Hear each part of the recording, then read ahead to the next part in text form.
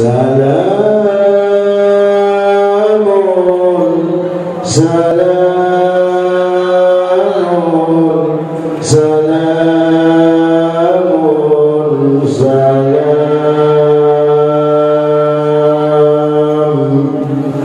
ala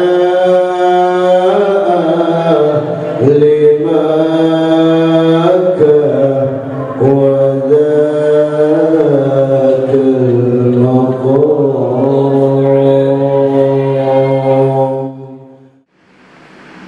Sama nggak dunia itu dengan akhirat? Sama. Sama nggak langit dengan bumi? Sama? Tidak. Sama nggak roh itu dengan jasad? Apa makanan jasad? Apa makanan roh? Harus ada. Kita kesini tuh cari makanan jasad atau makanan roh?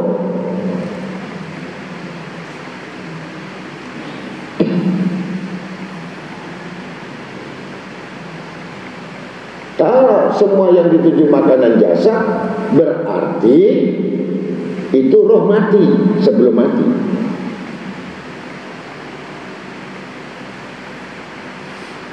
Ketika dia keluar pun berbisnis, dia berpikir akhirat. Ya, di kantor ngomong agama, ngomong ilmu, ngomong ibadah, ngomong wirid. Tempatnya atau tidak? Atau di pasar yang ngomong kalau gitu seperti batu jamu?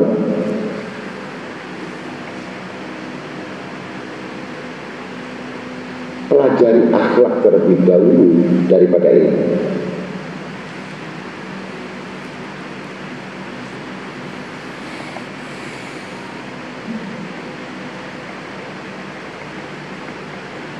Jangan khawatir perbuatan kamu ini tidak diketahui.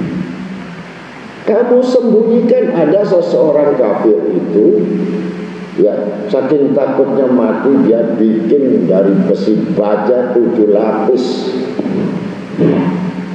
supaya malaikat Israel nggak bisa masuk. Kemudian dibuat khusus untuk ruangannya itu semua udara nggak bisa masuk. Dia bikin udara sendiri sampai keluar dari tanah. Kemudian masuk di tempat kaca agar malaikat tidak bisa ngambil. Nggak ada ruangan sekecil apapun, ditutup 7 lapis, 1 meter lapis 7 itu, kaca semua sampai atas. Masuk ke dalam peti kaca, meledak itu kaca, duer, mati orang.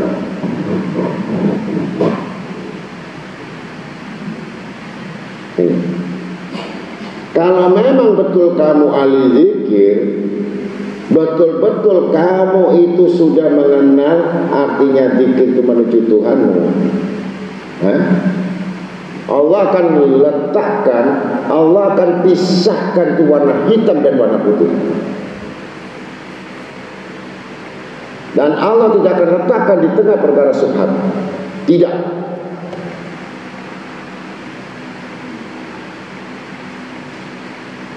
Barang siapa yang mengikuti aku dan taat kepadaku dan berzikir kepadaku, maka akan kujauhkan dari segala kesulitan, dari segala masalah. Ini zikir.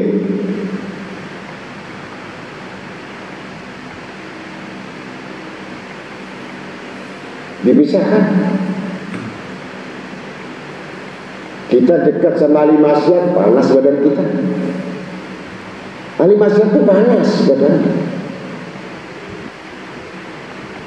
Terus-terusan itu bukan panas lagi, ditunjukkan lagi penciuman kita ini amis. Itu ahli maksiat. Walaupun ditutup dengan minyak harum yang bagaimanapun.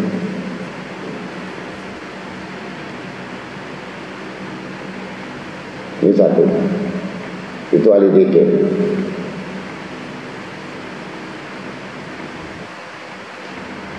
Dan setiap langkah itu dia akan mengetahui siapa yang di hadapannya, siapa yang di belakangnya, siapa di sampingnya, siapa yang di atasnya.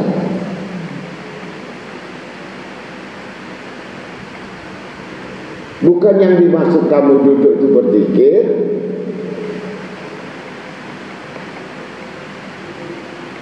tetapi kamu betul-betul menjaga terus-menerus zikir itu, yang mana hati kita tidak terputus dengan Allah Ta'ala, pikiran kita berjalan untuk sosial manusia.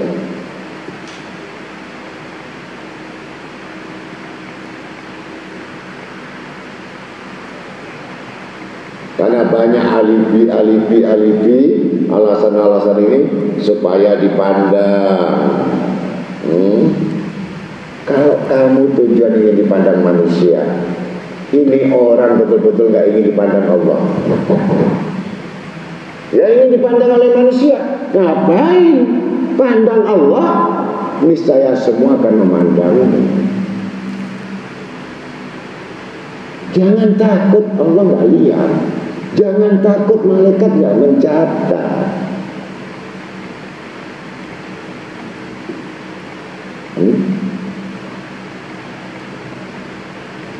Karena sifat milik, ya, lupa. Sesuatu yang sifat milik, apa yang diberi, ingat, itu milik.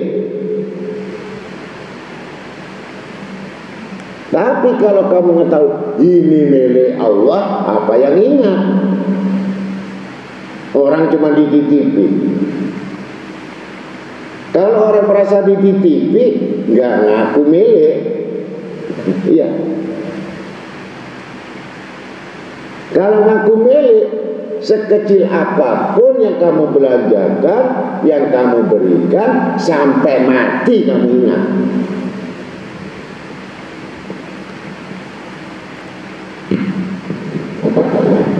Maka amalmu itu akan dibalas sekedar akalmu, sekedar keyakinanmu menurut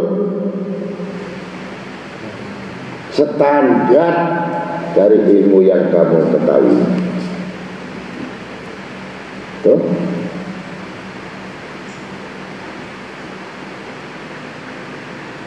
Ada yang maksa supaya disebut orang dermawan, agar supaya disebut orang yang pemberi, ada seorang beramal, padahal aslinya berat untuk melakukan kebaikan itu.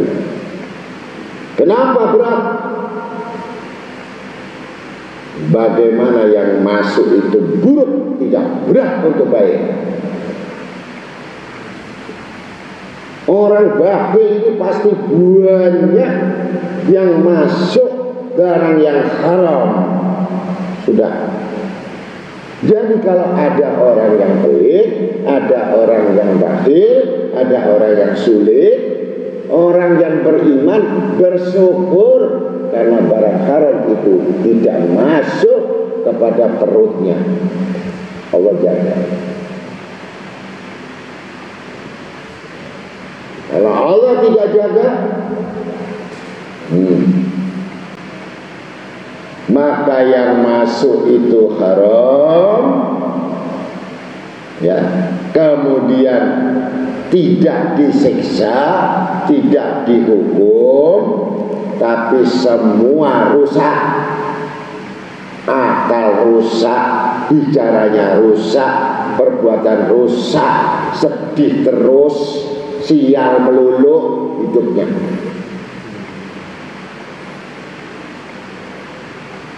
Begitu dia sedekah dengan barang yang haram, lupa lagi kalau ditolak. Tapi merasa aman, ini orang yang kullu hasalul haram, ada kullu jiwari, ada kullu ma'asiyah.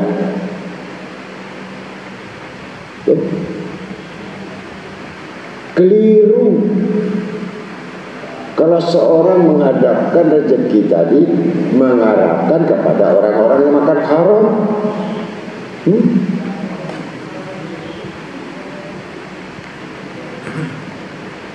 Kemudian dibatasi dengan ribat-ribat tadi, batasi orang yang soleh ini dijaga menurut orang-orang kasihan, padahal itu adalah kesempurnaan iman, tapi merasa rugi bagi orang-orang yang tidak mendapatkan iman, mendapatkan uang. Jadi saya lucu kadang-kadang melihat, memang saya ini diukur uang atau gimana?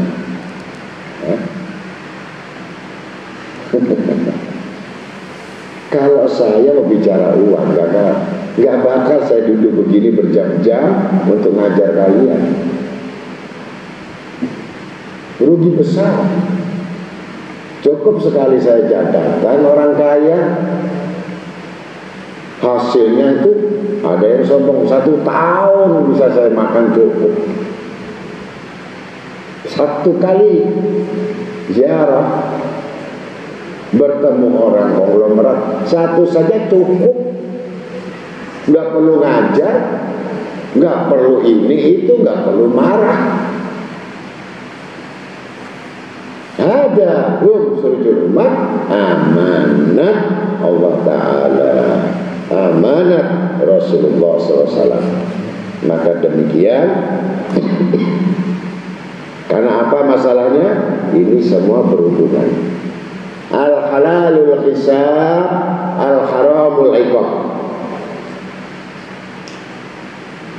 Halal itu akan dihisab oleh Allah. Dari mana asalnya, dan dari mana dapatnya, dan dari mana dia perolehnya.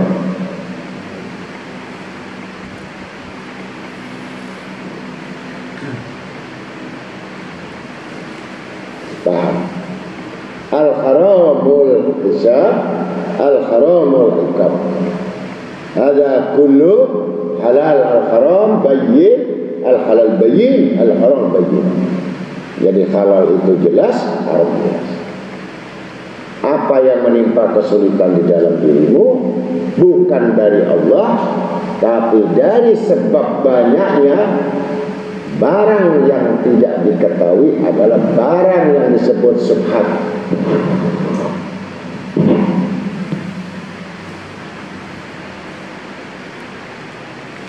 Jadi apa yang ditakdirkan kita, ya, jangan kita menolak apa yang ditakdirkan. Yang kemarin sudah saya bahas, takdir itu ada 2 kan, takdir azali sama takdir mu'allaq. Takdir azali itu apa, takdir mu'allaq itu apa? Dan takdir azali ini tidak bisa dirubah. Satu contoh nasab, bahwa dia keturunan Rasulullah Habib, itu sampai mati ya Habib. Itu takdir azali, nggak bisa dirubah jadi orang jahiliyah. Gampang saja. Kalau takdir mu'allaq, dari bodoh belajar bisa pandai, dari miskin dia belajar jadi bekerja, dari nganggur itu jadi bekerja. Itu takdir mu'allaq. Makanya kenapa orang datang-datang ke orang alim-alim semua itu hanya untuk merubah takdir mu'allaq. Yang harusnya 3 bulan doanya dikabulkan, 1 bulan dicepatkan oleh Ta'ala. Karena lihat alimnya, lihat orang alimnya, bukan lihat dianya. Seharusnya dia kena musibah, seharusnya dia kena bala, karena ada doanya orang alim tadi, maka ditolak yang namanya musibah itu. Karena Allah melihat orang alimnya tadi, bukan melihat manusianya tadi. Ini namanya barakah. Bukan barakah yang dimaksudkan kita usaha kemudian kabul tapi haram yang masuk. Itu bukan barokah. Dia dapat uang tapi nipu orang. Ini bukan barakah.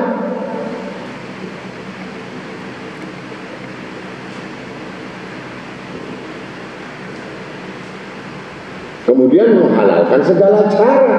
untuk mendapatkan uang.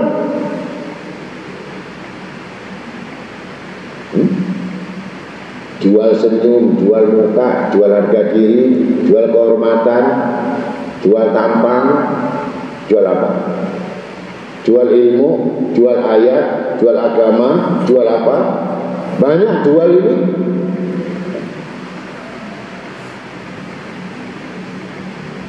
Itu sama dengan satu kebaikan yang ditukar dengan keburukan.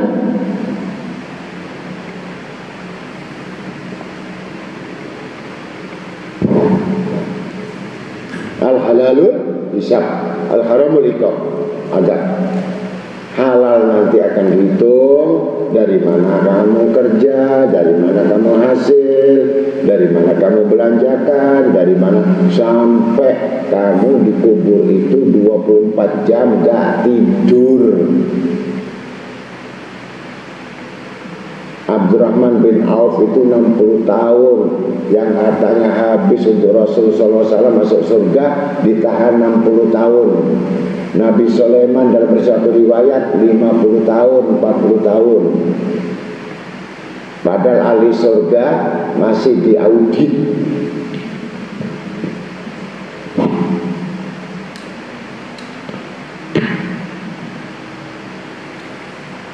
Makanya sebelum kamu nanti dihitung oleh Allah, ya, hitunglah amalmu sebelum kamu dihitung oleh Allah. Kesempatan kita hidup ini, dan umur nggak ada sampai 100.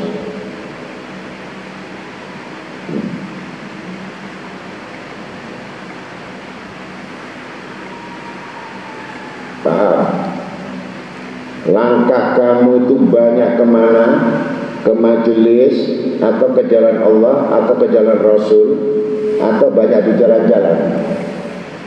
Nanti gitu. Kalau ternyata langkahnya banyak jalan-jalan ini, ya sudah, ini jalan menuju neraka.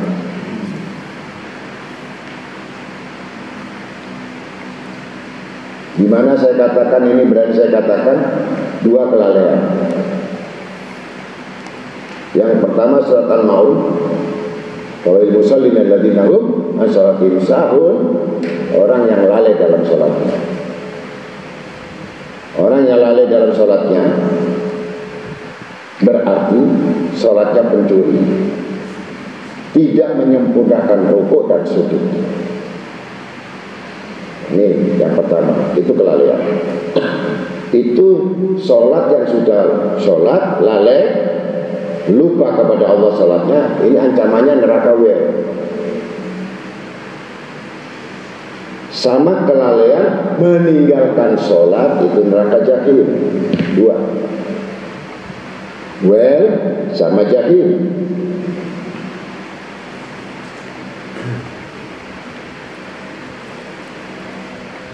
Karena kuatnya manusia tadi, apa kuatnya? Nafsunya. Lah nafsu inilah yang membutakan mana yang haram, mana yang halal.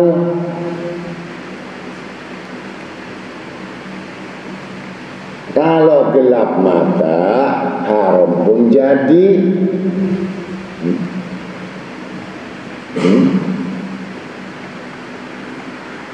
Kemudian kalau beramal, ya, tahu yang beramal? Pertama amal itu untuk dirinya, begitu beramal ingat melulu supaya dibalas. Yang kedua amal untuk orang lain agar dia disebut namanya sebagai orang dermawan. Yang ketiga, kalau untuk Allah, masa bodoh kamu maki saya, kamu gak senang sama saya. Yang penting kami melaksanakan, ini hak Allah. Makanya kita menjadi ikhlas, dibuat satu hukum Nabi Muhammad SAW bersama sahabat dan ulama-ulama, dalam kitabnya, maka bersedekah itu niatkan orang tuamu, seneng orang tuamu. Kalau niat kita untuk orang tua, seneng gak kita kasih orang tua? Lupa kepada yang kita kasih. Kalau kita ngasih kepada orang itu, ya kesel kita melihat orang. Tapi kalau lihat orang tua yang membutuhkan kita kasih, kita dapat dua. Masa ngasih orang tua minta balik? Karena nafsu tadi buta, menuju kepada sesuatu yang dia suka. Kalau nggak suka, nggak bakal.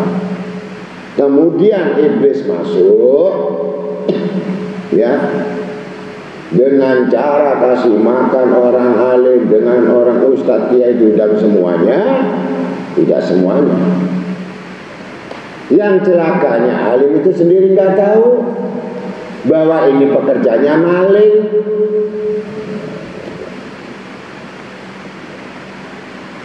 Kemudian diterima si racun ini tadi, dibawa pulang, kemudian dikasih makan lain keluarganya, mati semua yang dikasih makan.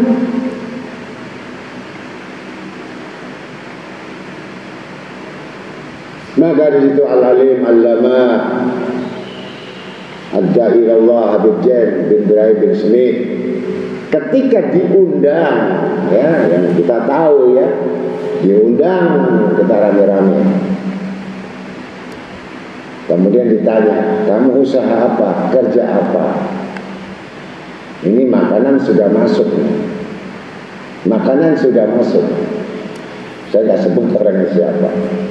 Begitu keluar rumah, langsung di tengah. Itu jari dimasukin mulutnya. Sampai keluar air liurnya, ditumpahkan lagi. Takut merusak instrumen-instrumen yang di dalam. Diundang orang kaya, senang. Tapi dari mana hasilnya? Nggak waspada.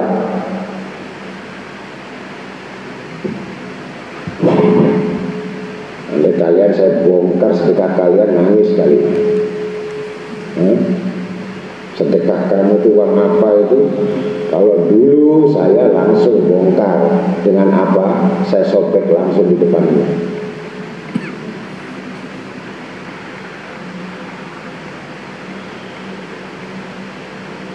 Makanya jadi mobil banyak semua itu.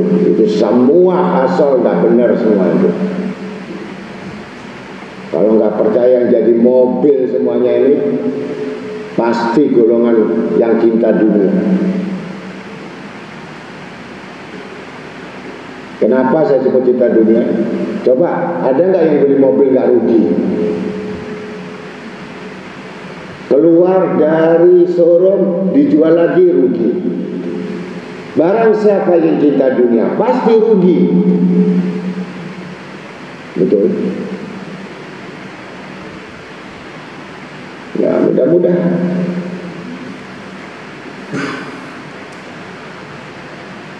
Jadi ini hisab, ya.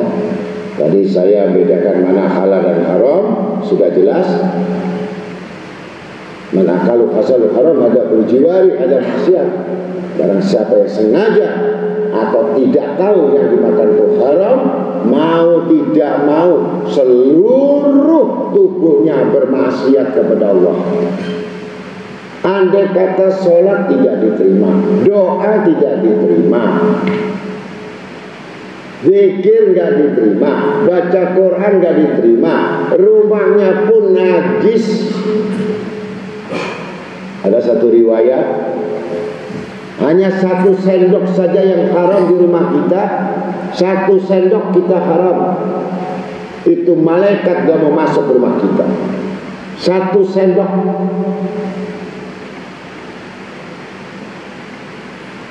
Ketika mau masuk langsung keluar, bagaimana? Aku tertahan dengan 1 yang haram itu di dalam rumah. Sampai bencinya Allah, sampai bencinya malaikat ini kepada yang haram ini, agar manusia meninggalkan. Karena kerusakan-kerusakan yang ada semua, bencana dan bala ini disebabkan karena banyaknya mereka dengan barang yang haram. Yang mana barang haram itu ada, yang sudah singgah di hatinya, tidak ada lagi rasa takut kepada Allah.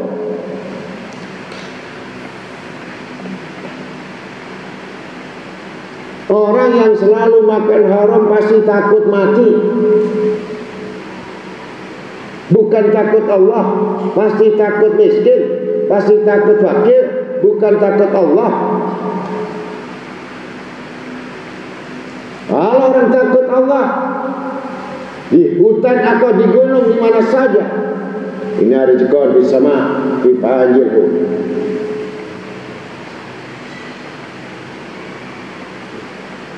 Sama sekali dia tidak butuh dengan makhluk ini. Apalagi orang kaya yang banyak makan haram, maka akan ditinggalkan enggak, dipandang aja tidak. Ketika kami sama-sama berjalan dengan orang-orang soleh, nggak ada kita bicara uang, nggak ada kita bicara materi, nggak ada. Fadzakir fa dzikra tanfa'ul mu'minin. Bicara ilmu melulu, bagaimana caranya kita dipandang Rasul sallallahu alaihi wasallam, itu saja.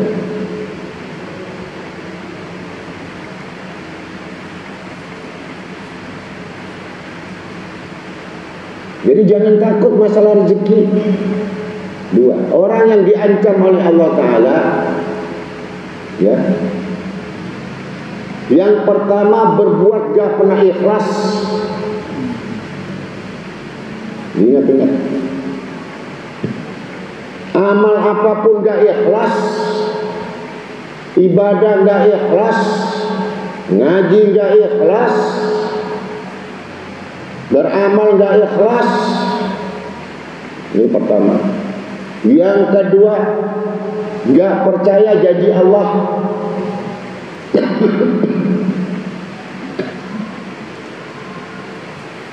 Yang selalu percaya janji manusia melulu, janji orang-orang saja. Yang janji Allah, mana sih Allah, mana janjinya? Bohong melulu kalau dia percaya janji Allah. Sembunyi kamu, Allah akan mikirkan rezeki. Lari kamu dari rezeki, Allah akan kirim rezeki itu. Menjauh kamu dari rezeki itu, Allah akan memburu rezeki itu. Kalau tahu sifat rezeki.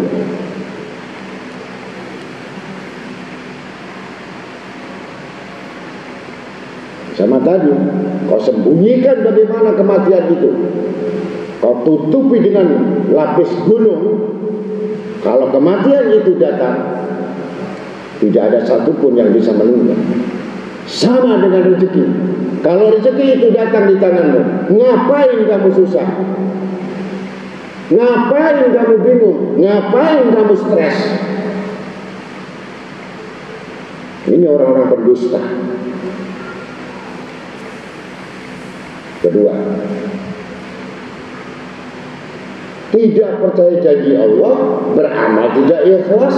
Yang kedua, yang ketiga, tidak punya yakin.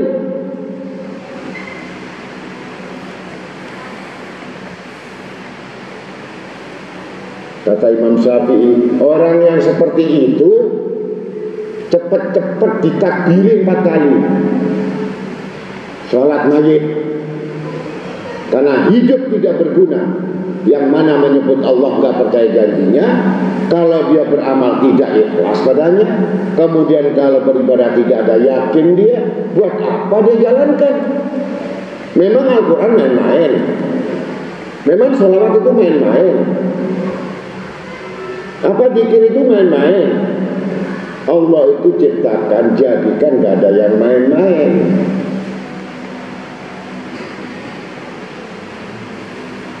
Yang satu beramal bangga dengan amalnya, yang berilmu bangga dengan ilmunya, yang kaya bangga dengan sedekahnya. Apa-apaan itu? Sesungguhnya kebaikan yang kamu lakukan, yang kamu bisa berbuat baik, itu rahmat Allah, bukan kamu.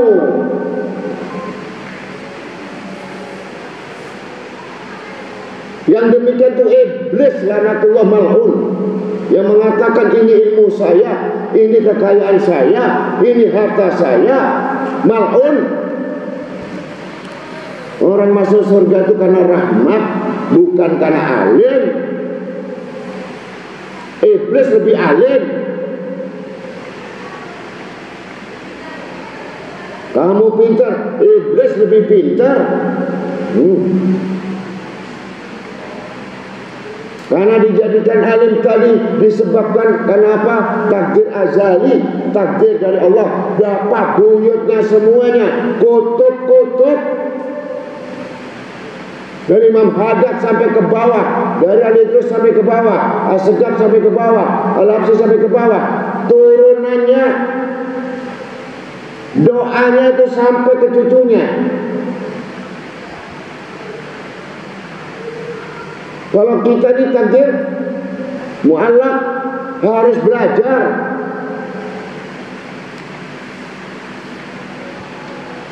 Harus mengerti isi Al-Quran, harus mengerti hadis untuk merubah nasib tadi. Kalau tidak, sudah jelas kamu kena Quran, inaukana daluma jahula. Sesungguhnya manusia dijadikan dolim dan sesat. Ya, mudah-mudahan itu semuanya kita tidak banyak-banyak. Yang penting itu tadi pisahkan halal dan haram, dan pisahkan perkara yang syubhat, perkara syubhat yang ragu tinggalkan. Kalau kamu ambil, sayang kalau nggak diambil, haram hukumnya, terjerumus kepada haram. Kemudian hisablah kamu sebelum kamu dihisab oleh Allah. Mumpung kita masih hidup, masih punya nafas, hitung amalmu sebelum nanti dihitung oleh Allah. Di kuburan saja 24 jam hanya tanya. Ketika mana hasilmu, kamu ngambil barang haram, nggak usah ditanya lagi, langsung disiksa. Satu hari siksa kuburan itu 1000 tahun dunia ini. Nikmat yang sebentar jangan kamu turuti. Kesenangan yang sebentar jangan dituruti. Dunia ini sebentar. Kalau permainannya cantik, banyak ibadah pada Allah akan cantik di hadapan Nabi nanti. Kalau permainan buruk, penuh siasat dengan segala macam, kamu telah melukai dan memelukai dirimu sendiri. Assalamualaikum warahmatullahi wabarakatuh. Allahumma salli wa sallim